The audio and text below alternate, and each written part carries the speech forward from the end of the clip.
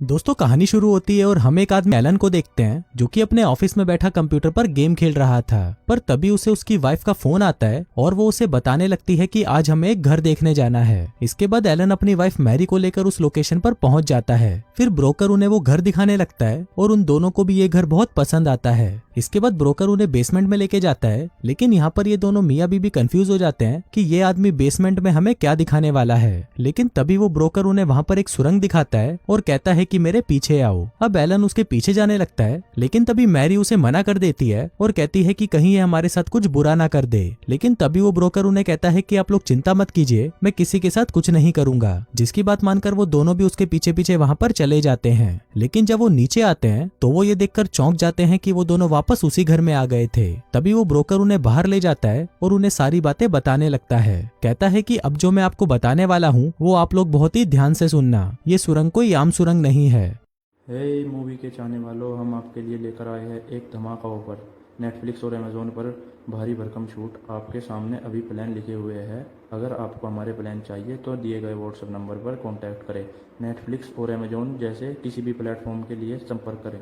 और जो भी उस सुरंग से नीचे आता है वो 12 घंटे जवान हो जाता है। अब ये सुनकर उन दोनों को लगता है कि शायद ये ब्रोकर पागल हो चुका है, लेकिन तभी वो आदमी कहता है कि नहीं, मैं सच बोल रहा हूँ। तभी एलन कहता है कि तब तो हमारे 12 घंटे खराब हो चुके हैं। जिस पर ब्रोकर कहता है कि नहीं, ये 12 घंटे टाइम से नहीं बल्कि तुम्हारी उम्र में से कम होंगे। इसके साथ ही वो उन्हें ये भी बताता है कि अगर कोई इस सुरंग से नीचे आता है और 12 घंटे पूरे होने से पहले ही वो वापस ऊपर चला जाता है तो उसकी जान को खतरा भी हो सकता है। जिसके बाद वो उन्हें सोचने के लिए थोड़ा टाइम देकर वहाँ से चला जाता है। अब क्योंकि ये घर दिखने में काफी अच्छा था और उन्हें बहुत सस्ते में भी मिल रहा था, इसलिए मैरी डिसाइड करती है कि उन्हें इस घर में ही रहना चाहिए। जिसके बाद ये दोनों अपना सारा सामान लेकर इस घर में शिफ्ट कर जाते हैं। फिर हम देखते हैं कि ये दोनों ही इस घर को पाकर बहुत ज्यादा खुश थे। फिर अगले दिन इनके घर पर एलन का बॉस अपनी गर्लफ्रेंड को लेकर डिनर पर आता है। वहीं दूसरी तरफ हम मैरी को देखते हैं जो कि उस घर की सुरंग में से बाहर निकल रही थी। फिर रात को ये चारों मिलकर डिनर करते हैं, लेकिन तभी अचानक एलन की बॉस की गर्लफ्रेंड को पता नहीं क्या होता है और वो उनको कहती है कि मैं तुम्हें एक सीक्रेट बताना चाहती हूँ। लेकिन उसका बॉस कहता है कि नहीं, कोई सीक्रेट नहीं है। लेकिन उसकी गर्लफ्रेंड मानती नहीं और कहती है कि छोड़ो ना डार्लिंग, हम इन्हें बता ही देते हैं, ये भी तो अपने ही लोग हैं। तभी एलन भी अपने बॉस से कहता है कि बता दो ना सर। अब सभी लोग उसके बॉस पर इतना जोर डाल रहे थे कि बॉस उनकी बात मान जाता है। फिर बॉस की गर्लफ्रेंड कहती है कि क्या मैं बता दूं, जिस पर एलन कहता है कि हाँ हाँ बता दो।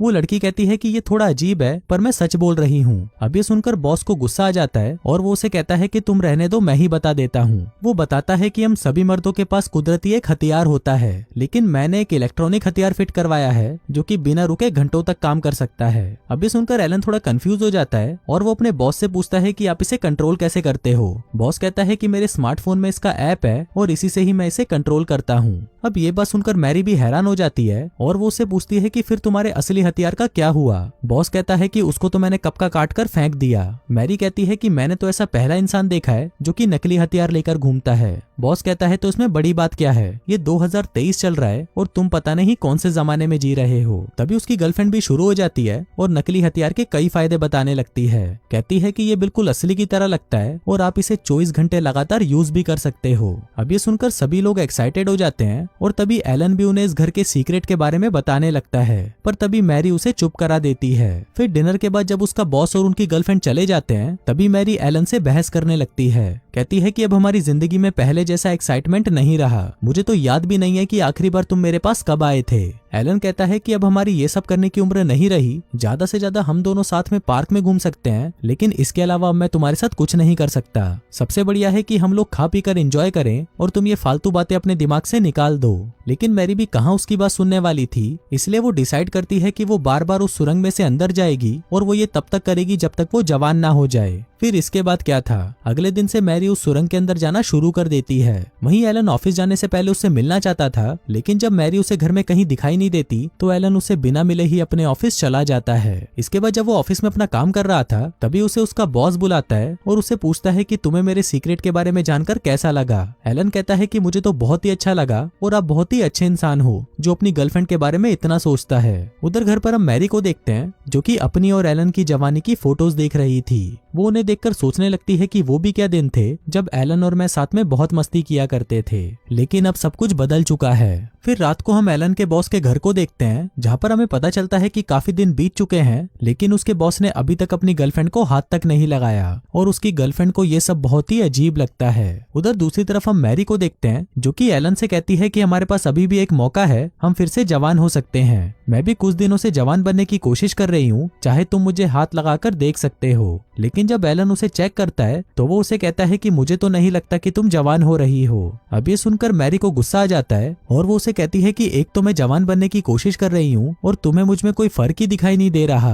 अब मैरी के सर पर जवान बनने का भूत सवार हो चुका था, इसलिए वो फिर से उस सुरंग के अंदर जाने लगती है। अब मैरी अपने पति को पूरी तरह भूलकर दिन रात उस सुरंग में ऊपर नीचे होने लगती है, लेकिन हम देखते हैं कि मैरी अब बिना 12 घंटे रुके लगातार उस सुरंग में अंदर बाहर हो रही थी। और जैसा कि फिल्म की शुरुआत में उस ब्रोकर ने बताया था कि ऐसा करना उसके लिए बहुत ही खतरनाक हो सकता है। उधर जब एलन अपने ऑफिस पहुंचता है तभी उसका बॉस उसे कहता है कि आज कोई काम नहीं है, आज हम सिर्फ मस्ती करेंगे। इसके बाद वो उसे बाहर ले जाता है और उसे बताने लगता है कि दरअसल मेरी मशीन में कुछ गड़बड़ी आ गई है, इसलिए मुझे जल्दी ही उसे ठीक करना होगा। उधर मेरी गर्लफ्रेंड मेरे पीछे पड़ी हुई है कि मैं उसके साथ कुछ क्यों नहीं करता, लेकिन मैं उसे बता नहीं पा रहा कि मेरा हथियार खराब हो चुका है। अब मुझे इस हथियार को ठीक करवाने के लिए जापान जाना होगा, इसलिए तब तक तुम मेरी गर्लफ्रेंड का ख्याल रखना, और अगर वो मेरे बारे में पूछे तो तुम उसे बता देना कि मैं मीटिंग के लिए बाहर आया हूँ और मेरे हथियार के बारे में उसे कुछ मत बताना। वहीं दूसरी तरफ हम उसकी गर्लफ्रेंड को देखते हैं, जो कि एलन को देखते ही उस पर लाइन मारने लगती है, लेकिन एलन को भी पता था कि वो उसके साथ कुछ नहीं कर सकता, इसलिए वो उससे सिर्फ बातें करके वहां से चला जाता है। वहीं घर पर हम मैरी को देखते हैं, जो कि जवान बनने की पूरी कोशिश कर रही थी, लेकिन फिर भी वो जवान नहीं हो पाती। लेकिन इसी दौरान वो एक सेब पर एक एक्सपेरिमेंट करती है, जो कि पहले तो सड़ चुका था, लेकिन अब वो बिल्कुल ठीक हो गया है। फिर रात को जब एलन घर पर आता है तो मैरी उसे बताती है कि हमारे हाथ में ये जादू की सुरंग लग चुकी है। फिर वो उसे वो सेब देते हुए कहती है कि ये सेब सड़ चुका था, लेकिन जैसे ही मैंने इसकी उम्र 3 दिन कम करी तो ये फिर से ठीक हो गया। लेकिन जब एलन उस सेब को खाने लगता है तो उसके अंदर वो बहुत सारी चींटियों को देखता है, जिसको देखकर वो लोग समझ जाते हैं कि अगर उस सुरंग से बाहर आने के बाद उन्होंने 12 घंटों का गैप नहीं रखा तो उन लोगों के साथ भी ऐसा कुछ भयानक होगा।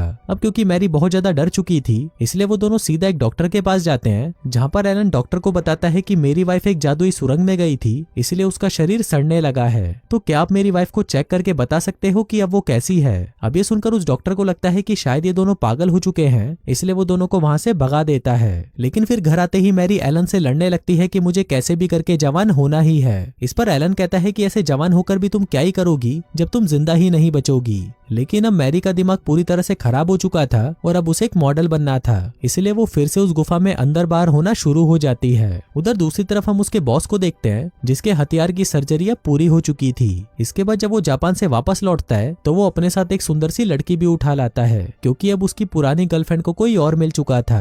जिसके बाद उसका बॉस उस जापानी लड़की से शादी कर लेता है। उधर दूसरी तरफ हम मैरी को देखते हैं, जो कि अब परेशान हो चुकी थी कि वो वापस जवान कब होगी और उसे कितनी बार इस गुफा में अंदर बाहर होना पड़ेगा। जिसके बाद हम देखते हैं कि कई बार उस सुरंग में अंदर बाहर होने की वजह से मैरी अब थोड़ी थोड़ी सी जवान लगने लगी थी। इसके बाद वो स्टूडियोज में जाकर मॉडलिंग के ऑडिशन देती है, क्योंकि वो हमेशा से एक मॉडल बनना चाहती थी। लेकिन जब उसे वहां से रिजेक्ट कर दिया जाता है तो वो और भी ज्यादा फोटोशूट करवाने लगती है। लेकिन इसी दौरान जब फोटोग्राफर उसका फायदा उठाने लगते हैं तो वो मॉडल बनने का सपना छोड़ देती है और वापस से अपने हस्बैंड के पास आ जाती है। अब अपनी पत्नी को ऐसे देखकर एलन बहुत ज्यादा दुखी हो जाता है, जिसके बाद वो उस ब्रोकर को मारने के लिए उसके पास जाता है। लेकिन तभी वो ब्रोकर उसके मुंह पर ही मुक्का मारकर उसे वहां से भगा देता है। उधर दूसरी तरफ मैरी अभी भी मान नहीं रही थी और वो अभी भी उस सुरंग में अंदर बाहर हो रही थी। अब उसको देखकर एलन को लगता है कि शायद ये पागल हो चुकी है, इसलिए वो उसे ठीक करने के लिए एक मेंटल हॉस्पिटल में भर्ती करवा देता है। जिसके बाद वो सुरंग को भी हमेशा के लिए बंद कर देता है। फिर कुछ दिनों बाद हम मैरी को देखते हैं, जो कि अब थोड़ी बहुत शांत हो चुकी थी, लेकिन वो ये देखना चाहती थी कि क्या उसका शरीर अंदर से सड़ रहा है, इसलिए वो अपना एक हाथ काट लेती है। जिसके बाद वो देखती है कि उसके हाथ में से बहुत सारी चींटियां निकल रही है। अब मैरी ये देखकर काफी खुश होती है और सोचती है कि शायद ऐसा करके मैं अपने शरीर की सारी चींटियां बाहर निकाल सकती हूँ। वहीं दूसरी तरफ हम एलन को देखते हैं, जो कि तालाब के किनारे बैठकर मछलियां पकड़ रहा था। और दोस्तों, कुछ ऐसी ही अजीब एंडिंग के साथ ये कहानी यहीं खत्म हो जाती है।